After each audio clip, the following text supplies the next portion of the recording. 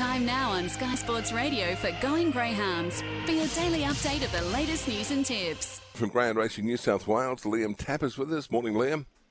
Good morning to you, Cozzy. How are you doing today? Fantastic. That's very well. It's a little overcast here in Sydney town today. However, there certainly is a lot to look forward to over the coming days right across the greyhound racing world. Today, we'll be joined on Going Greyhounds by one of our leading trainers, Frank Hurst, the man looking to take Good Odds Harada to glory in tomorrow night's Bathurst Gold Cup.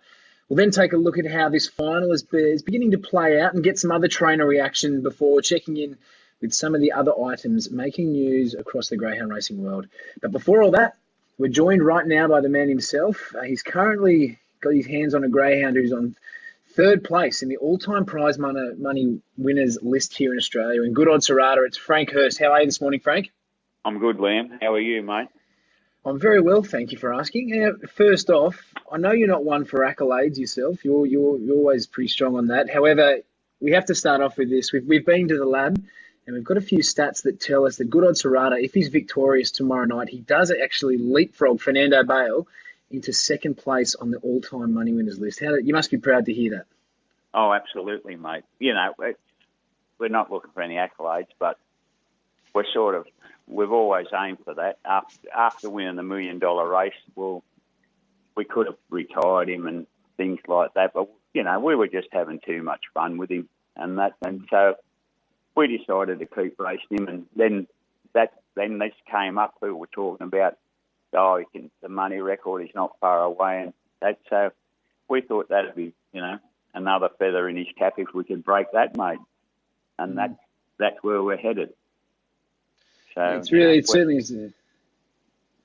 Sorry, mate. No, it's all right. It certainly is an exciting journey you're on, and it'd be fitting in many ways. I know you are a realist, but it'd be fitting in some ways to do it at Bathurst, where that $1 million chase dream all began.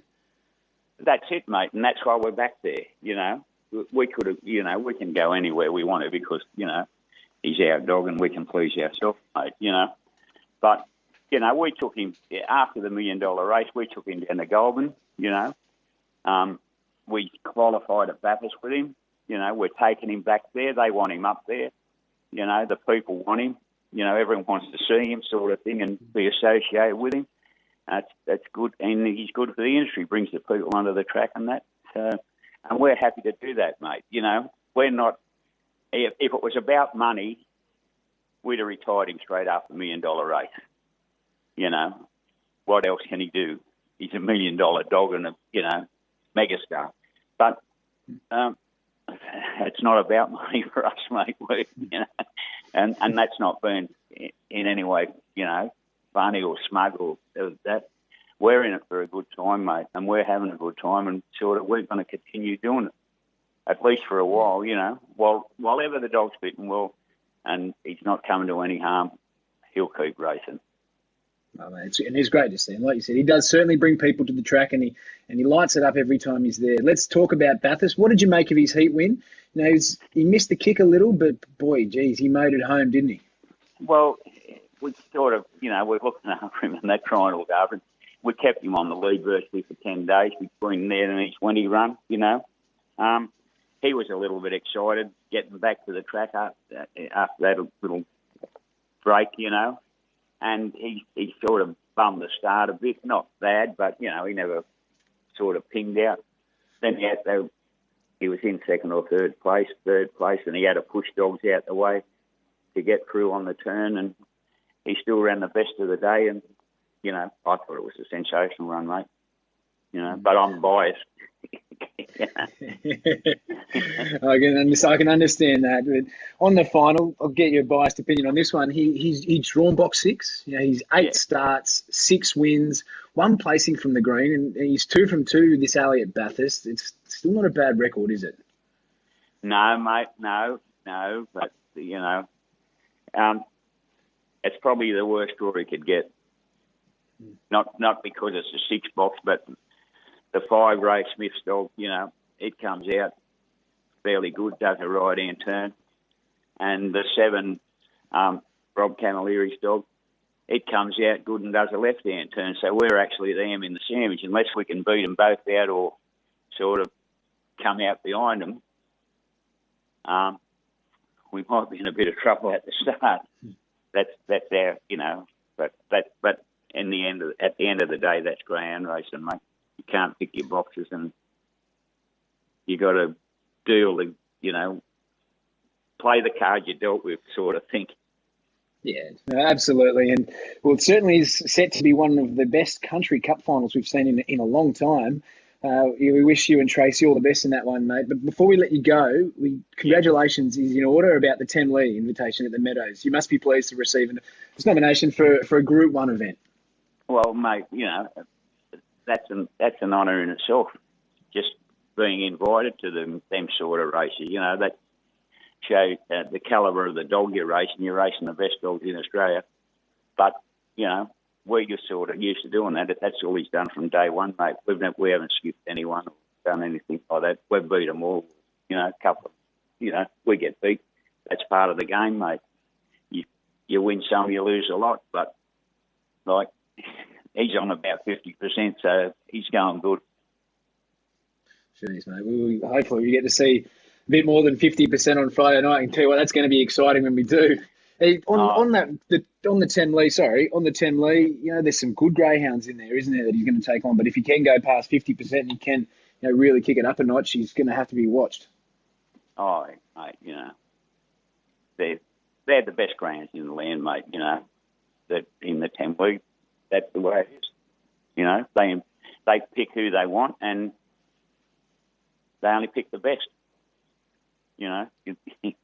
You're not getting in winning a race at Gunnedah or something like that sort of thing, They're all Group 1 dogs, mate.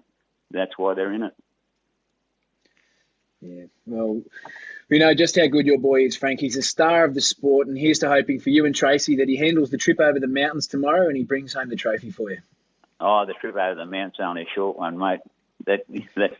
You don't mind that. That's great.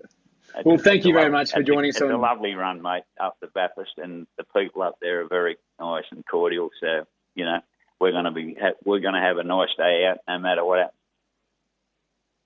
Yeah, it certainly is. And Jason Lyon does a fantastic job up there, Frank. So thanks once again for joining us on Going Greyhounds.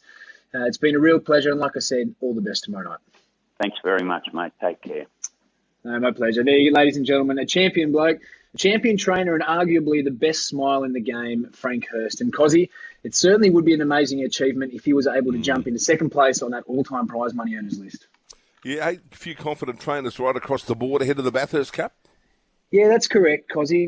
Good Odds Harada is still favourite with the tab to claim tomorrow night's cup final. However, Nangar Diva's trainer Dennis Barnes has said that he's confident that Nangar Diva is primed for a big race following ideal draws. He's drawn out there in the pink, After having a number of finalists in this event over the years, Barnes, he's never tasted success. However, the Kudal trainer is hoping of a change with Nangar Diva, who's a winner of 12 of her 38 starts. So, Cozzy, just maybe one to keep your eye on in this race. All right. Now, what's been the reaction to Feral Frankie heading to the track? Because once we announced this yesterday on Going Greyhounds Live with Jason Lyon from the Bathurst Club, reaction on social media went off and people commenting and sharing. They were doing it like it was going out of fashion, speaking about how much they'd already missed him and they can't wait to have a cuddle along with a selfie. And this is great to see. It's great to see that people will be getting on track to see the retired star. It's a great initiative from both the Bathurst Club along with Jack and Marie Smith. And remember, to all the people listening who are thinking of getting along, gates open at 6 p.m, so be sure to get down there early and be a part of all the family fun because there's plenty happening on course. And I can tell you what, Cozzy, if Jack Smith doesn't have a selfie stick for the Feral yet, he's going to need one in retirement because there's going to be a few photos taken. Well, I reckon now we've got a big name Victorian heading to Bathurst as well. Yeah, that's correct. Now, we know Robert Camilleri has two runners involved in the Bathurst Gold Cup final with Slingshot Hammer and Shimmer Breeze. However, one of the biggest names in his kennels will actually be making the trip up to Bathurst to keep the rest of the team company, and that's Rajasthan. Rajasthan was obviously named in the upcoming Rookie Rebel at the Meadows, and we've all seen those running drills with Tornado Tears down there in Melbourne. That Rajasthan's been such a part of. So the folks on track at Bathurst, they're going to see Good Odds Harada on the track. They'll see Feral off it, but they'll also see Rajasthan, who's amassed over $300,000 in prize money already over his career. So it's going to be a great night of racing at Bathurst. All right, now you got a couple of good things for us today? Yeah, well, I'll try my best. At Goulburn, we have race 6, box 7. We've gone with Dana Jim in this one, who should find it easier in this race start. Past her last 4th place here over the same track and distance. She's a seasoned chaser who looks the one to beat with a clear run at Goulburn. At Maitland, race 7, box 2. Armed Assassin excels here at the Maitland track and will relish returning to the big, spacious one-turn track. He's a little risky at the jump, but has a big engine, and once he balances up, he just needs a little bit of fresh air to be in the winning. And Adapto tonight, race 8, box 7. Regal Twist gets plenty of favours with a vacant box draw, and a slow beginner also drawn to her inside. She has run time here before, going round in 29.74 over this distance, so it's certainly going to be one to watch at Dapto. Those numbers once again, Goulburn race 6, box 7, Maitland race 7, box 2, and Adapto race 8, box 7. All right. We will talk to you tomorrow, Liam. Catch up with you then. Yeah, beautiful, Cozzy. Have a great weekend, mate. Appreciate it. Terrific. Liam Tapper from Greyhound Racing New South Wales.